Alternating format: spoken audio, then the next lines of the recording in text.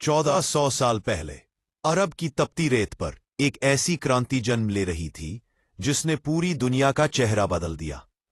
एक ऐसी आवाज उठने वाली थी जो मानवता, समानता, न्याय और शांति का संदेश लेकर आई।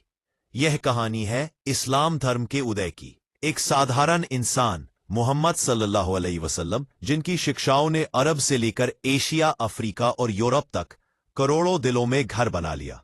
तो आइए चलिए इतिहास की उस यात्रा पर जहां से शुरू हुआ the rise of Islam. Agri H3। इस्लाम के उदय को समझने के लिए हमें 7वीं सदी के अरब को समझना होगा, जहां एक तरफ मक्का व्यापार का बड़ा केंद्र था, वहीं समाज टुकड़ों में बंटा हुआ था।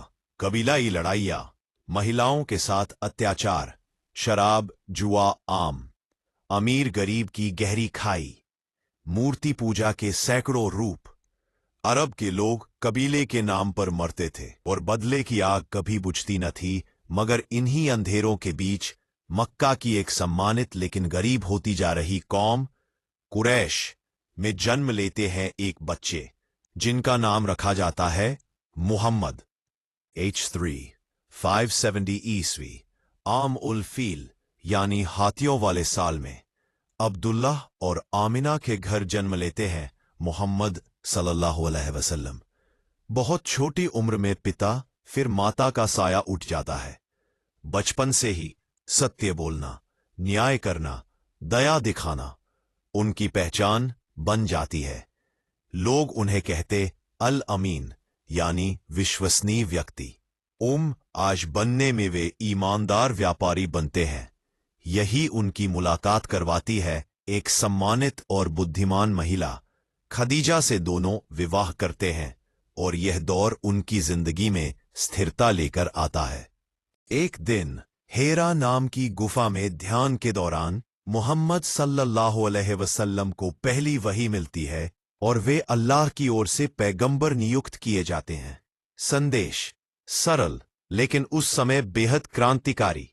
परंतु सब इंसान बराबर, गरीब, अनाथ, कमजोर की मदद, रिश्वत, झूठ, अत्याचार से दूरी।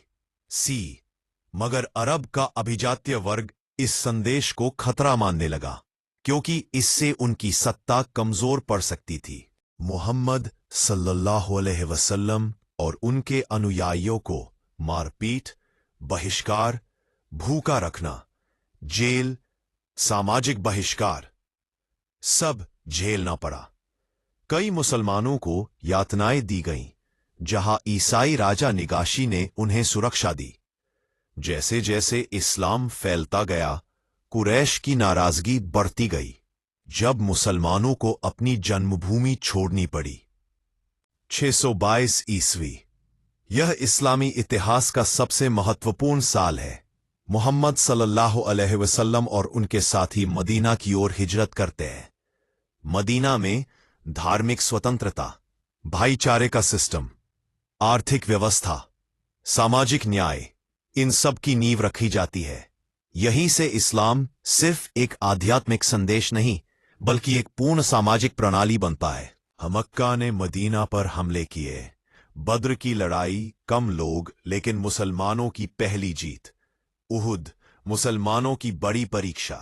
खंदक, रणनीति की जीत। इन संघर्षों ने इस्लाम को मजबूत किया और मक्का के कुरैश को झुकना पड़ा। 630 ईस्वी मुसलमान बिना युद्ध के मक्का में प्रवेश करते हैं।